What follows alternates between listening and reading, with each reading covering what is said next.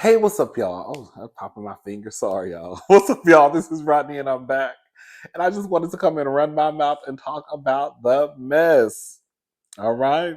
So, listen to this. This is according to the Jasmine brand. Oh, America's favorite husband. Yes. America's favorite couple. Well, ex couple. Simon Guobadia. Simon Guobadia declares, I'm free at last, as divorce from Porsha Williams is officially finalized. So Simon Guobadia is officially a free man. The businessman took to Instagram to celebrate the finalization of his divorce from Real Housewives of Atlanta star Porsha Williams. In a Friday Instagram story update, Simon wrote, officially single and finally free. Thank God Almighty, I'm free at last. Hashtag single and thriving. Hashtag divorce final. Hashtag new beginnings. Hashtag freedom feels good.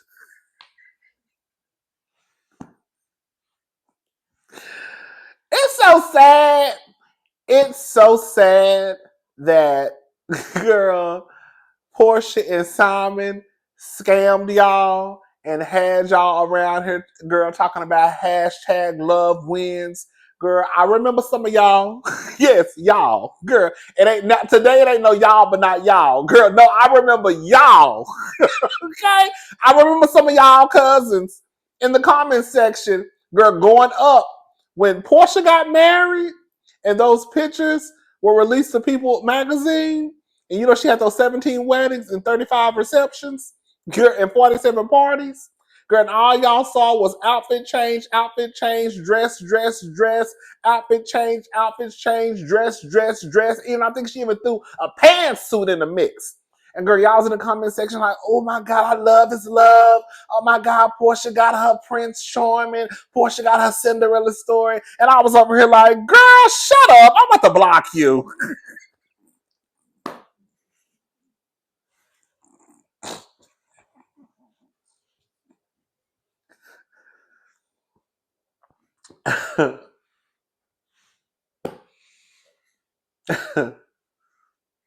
Girl, Porsha walked in that man house, girl, with her coworker and walked out of that house with, girl, somebody's husband and Hennessy. Girl, you know Porsha is a scammer. That's another person, girl. Okay, Porsha, I don't want to say Porsha is a scammer. But y'all know Porsha has linked up with some alcohol line. Um, but it's a tequila line. Girl, that's what I be talking about.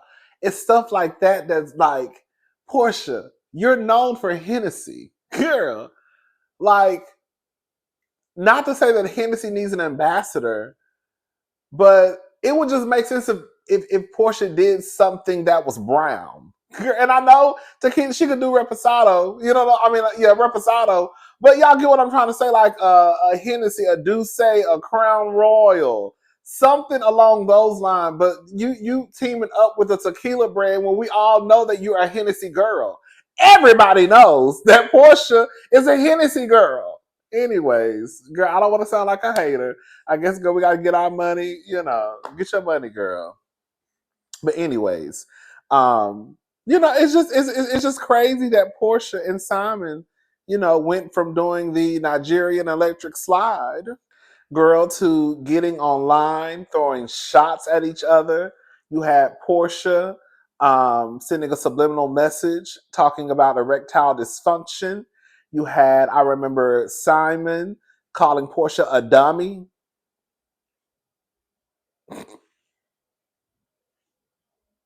So to go from, girl, doing the, you know, okay, going, girl, to fighting on the internet, divine alignment, 2025. ain't that what? Ain't that what the Heartbreakers girl said? Ain't that what Porsha and Diane said? Dirty Diana, no. Ain't that what they said? Divine alignment. Divine alignment. Okay, 2025. Okay. Baby, baby. Shout out to Porsha and Diane.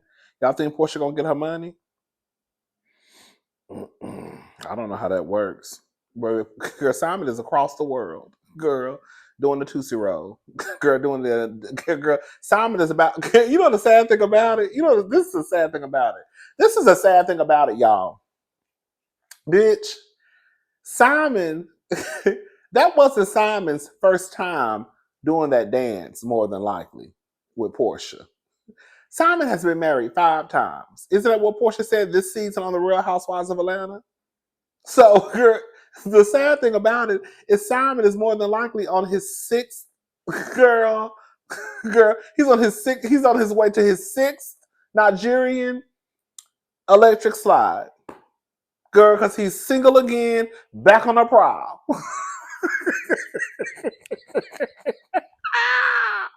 Single again, back on the prowl. I thought it was perfect. Anyways, shout out to Simon. Shout out to Porsha. It was good while it lasted. It is what it is. All right, y'all, let's go ahead and move on.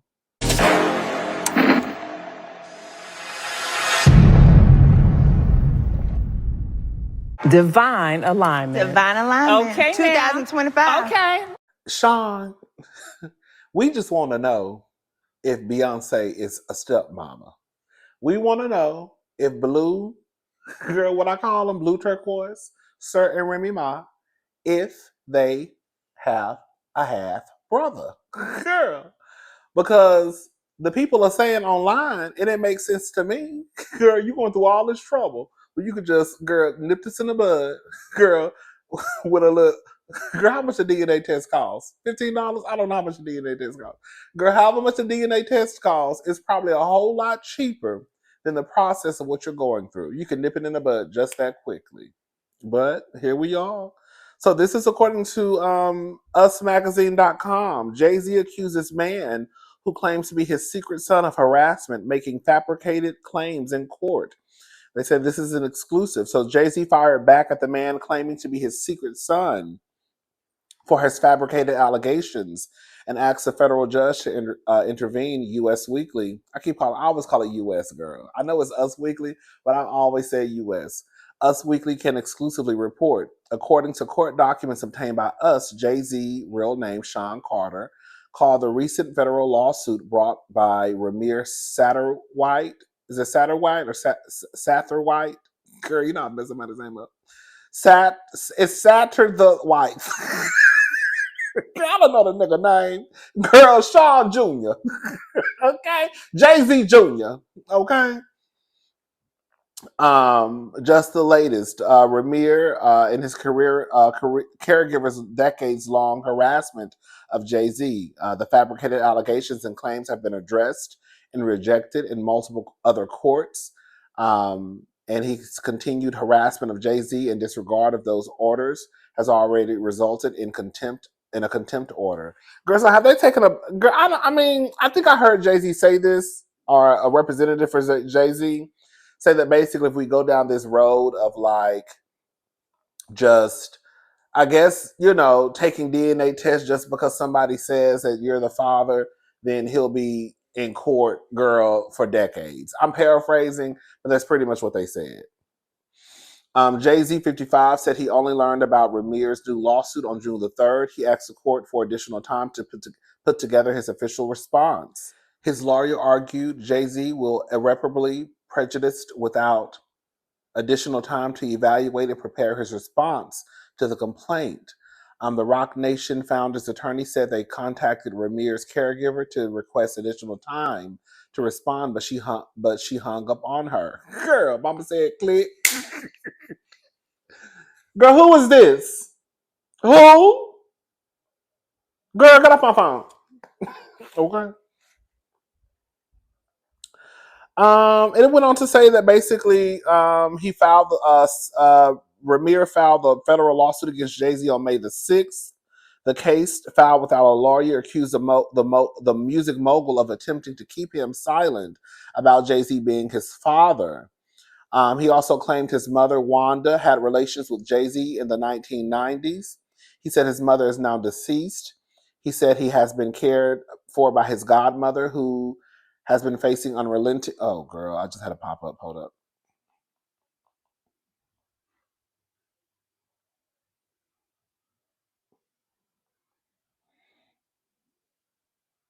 Okay. He said he has been cared for by his godmother, who has faced unrelenting efforts by Jay-Z and his enablers to suppress the truth and silence those who dare to speak it. Ramir explained he filed paternity suits against Jay-Z, but they were dismissed. Ramir, I hope his name is Ramir because I'm calling him Ramir Girl. Ramir claimed the mogul and his team committed fraud upon multiple courts, misrepresented facts, and exploited legal systems in multiple jurisdictions to suppress Ramir's paternity claim and prevent legal accountability. He also suggested that Jay-Z's celebrity played a role in the cases being dismissed. One case in New Jersey was dismissed after a judge found it did not have jurisdiction over Jay-Z, according to a 2015 report from Page 6. Ramir also accused Jay-Z of consistently refusing to submit to a DNA test. He said he has chosen to instead obstruct and manipulate the legal process. In his suit, Ramir said he is not seeking back child support, but damages from Jay-Z for his alleged actions over the years. Specifically, he said he suffered harm due to the wrongful dismissal of his paternity suit, seeking, girl, my stomach growling, sorry, I'm a little hungry.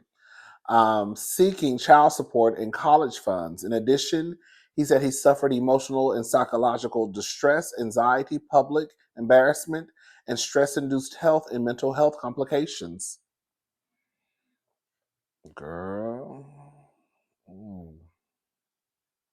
His caretaker denied all claims of wrongdoing. The judge has yet to rule on the matter. Girl, anyways, girl. What y'all think? I mean, listen, we're not gonna sit here and act like Jay-Z and that nigga don't look alike, because they look alike.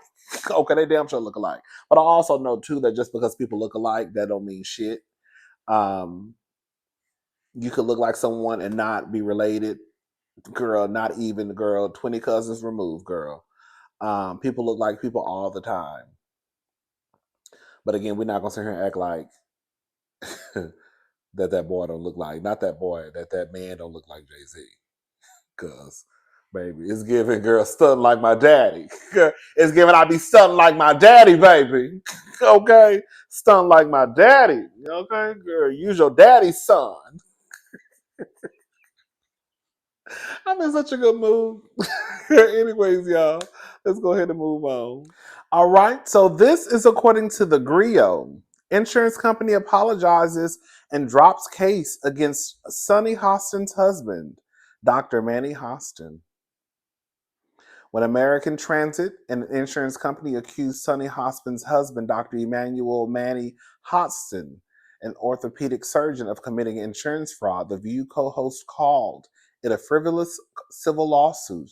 Now that the insurer has withdrawn its claims against Dr. Hostin, she says, when you play stupid games, you win stupid prizes. She posted, I'll put it on the screen. She posted case closed, and then she also posted the headline from Page 6 when the news broke on her Instagram page. In January 2025, Page 6 reported that American Transit accused Dr. Hostin and 200 other doctors of fraudulently making insurance claims to receive kickbacks, which refers to illegal payments in a corruption scheme. After the insurer filed what was reportedly one of the largest RICO cases ever filed in New York, the Hostins legal. I don't want to hear the word RICO for a long time. Oh, girl. Anyway, the Hostins legal team threatened to countersue for $5 million if the company did not withdraw its claim and release an apology. American Transit is harassing me and my family in a frantic attempt to not pay its bills. Our family will not be intimidated and harassed. We remain unbowed, Sonny Hostin said in a statement at the time. This week, American Transit formally withdrew its claim and agreed to pay Dr. Hostin for the invoices he submitted to the insurer. Dr. Hostin was named primarily because he holds a small share of a surgical center that was involved in the dispute, American Transit said in a statement. After further discussions with Dr. Hostin and his attorneys and investigation by ATIC has voluntarily withdrawn the suit against Dr. Hostin and dismissed the lawsuit with prejudice. Baby. Furthermore, ATIC deeply regrets any public speculation against Dr. Emmanuel Hostin, his wife Sunny Hostin, or his children, which may have resulted from the lawsuit, the statement concluded. For Hostin, the conclusion of the legal battle was simply a reflection of American Transit earning a PhD degree from FAFO. Girl, F around and find out university. Baby. I think that's what she put on her Instagram page too. Did she put that on her Instagram page? I don't know if Sonny put. I might be making that part up because I don't know if Sonny put that. I don't think she did. Let me see.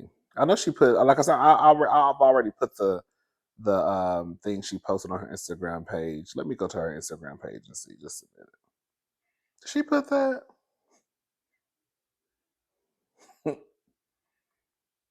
I feel like I saw that somewhere.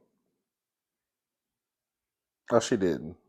I don't know where I got that from. Anyway, I thought I saw she had put that earlier, but she didn't. Anyways, yeah. So shout out to Sunny. You know, we like the only time I have when I say I have like I love Sunny, but when Sunny, Sunny, whatever her name is. Anyways, I went on a whole rant. shout out to Sunny. Shout out to Emmanuel. All right, y'all. Let's go ahead and move on. All right, y'all. So this is according to Daily Mail. First hearing in Shannon Sharpe's $50 million sexual assault lawsuit delayed as the defense issues apology to court. Girl. So the first hearing of Shannon Sharpe's sexual assault lawsuit in Nevada was derailed Wednesday when the accuser's attorney failed to appear in court. However, his absence has now been explained as a simple miscommunication on behalf of the defense. Tony Busby, the Texas attorney representing the Jane Doe suing Sharpe, issued a statement to Daily Mail explaining that miscommunication. There was an agreement to reset that hearing with Mr. Sharpe's lead counsel, Busby told Daily Mail in an email. A miscommunication on Sharpe's legal team obviously occurred. Sharpe's legal team has since corroborated Busby's claim in a statement to Daily Mail. We are apologizing to the court by letter for wasting the court's time. There was a mutual agreement among counsel to postpone the motion scheduled for July the 9th. As a result, there was no expectation by our team that her legal team would appear in person. One of Sharpe's attorneys, Robert DeMarco, was on hand for the hearing, but Sharpe's other lawyers were out of state and unable to attend, DeMarco told 8newsnow.com. The Las Vegas news outlet also reported that Judge Anna Albertson expressed her disappointment in Busby's absence Wednesday before the miscommunication was revealed. Girl. Sharpe's legal team has yet to file an official response to the lawsuit. On Wednesday, they asked Albertson to review progress in the case in 45 days. Albertson was surprised Sharpe's team wasn't more eager to settle, but nonetheless granted the request according to 8newsnow.com. The next hearing will be September the 3rd. And girl, I'll put the link to the, because this is a long article. I'm not going to read all of this. You know, it is what it is, honey. Is that the white girl? Is that the white girl? You know what these niggas say? These niggas say these white girls be trying to bring the black man down. I can't tell because y'all stay to run to them white hoes.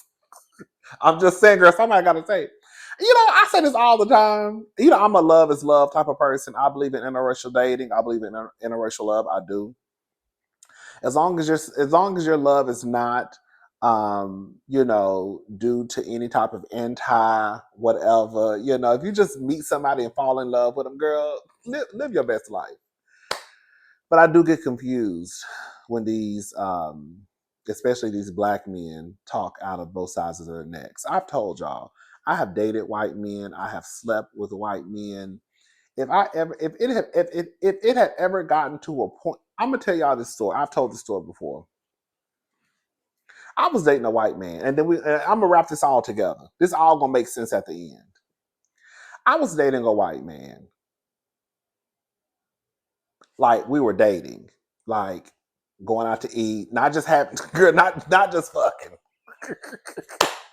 Like we would go out to eat.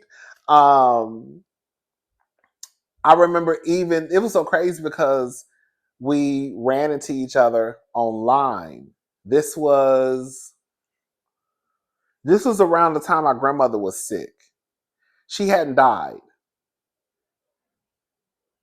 But this is around that time though. And I remember him asking me about my grandmother. Because we used to talk about each other's family. Like we dated, we talked, like all that stuff. What you do when you date people? Anyways, but I cut the lack of a better word, relationship off because this was around the time when the killing of black men really started making its rounds on social media. And we had just got done fucking. Yeah. And I was standing by his door. And I still remember that white man telling me, Rodney. And I'm paraphrasing. Rodney,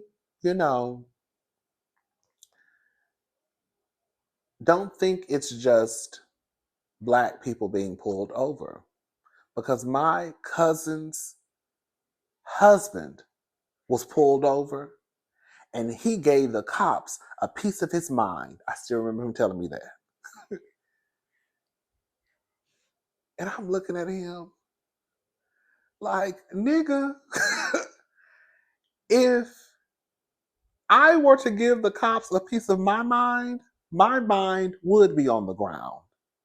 So the fact that your white ass cousin who has a white ass husband can give the cops a piece of his mind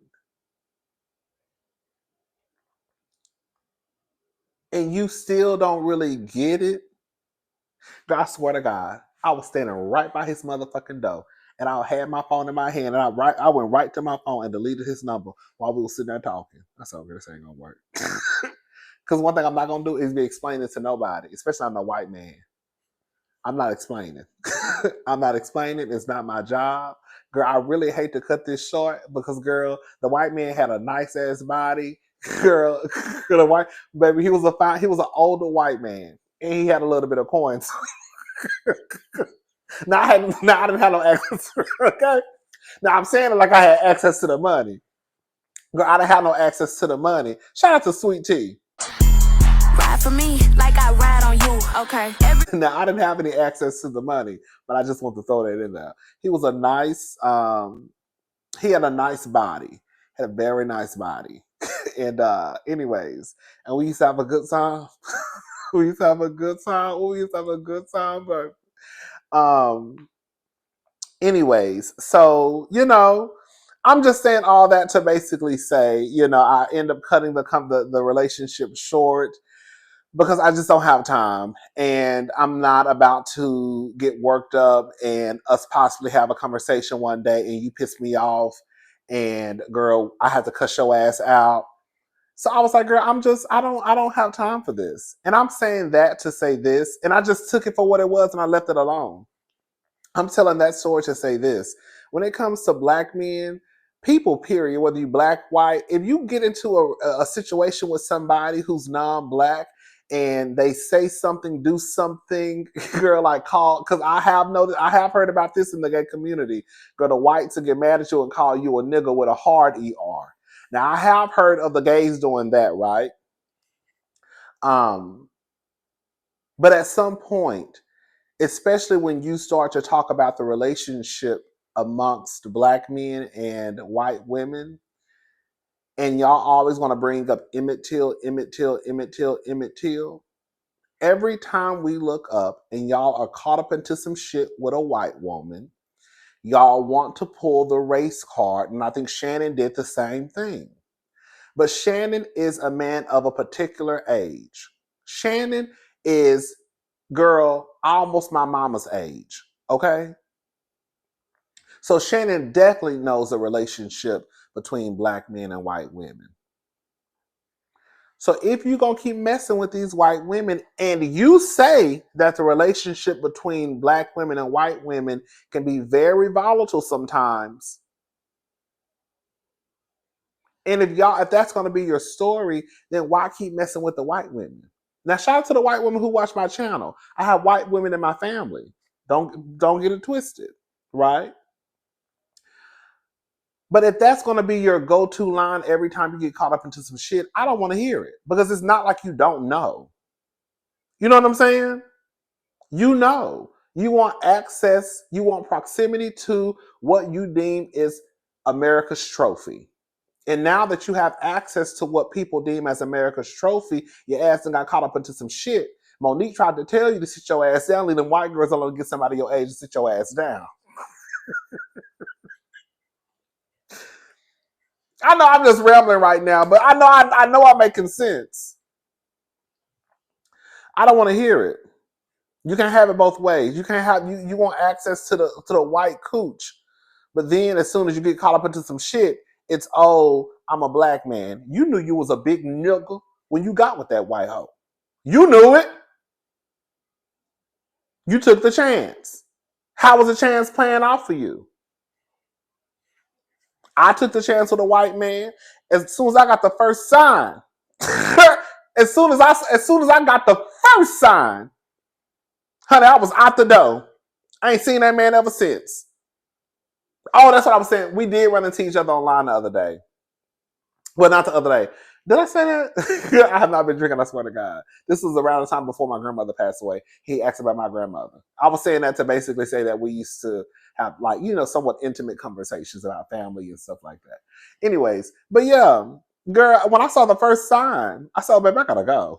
This ain't gonna work out. But I have not seen that man ever since. Did we fuck after that? Because I want to be lying. I don't think we fucked after that.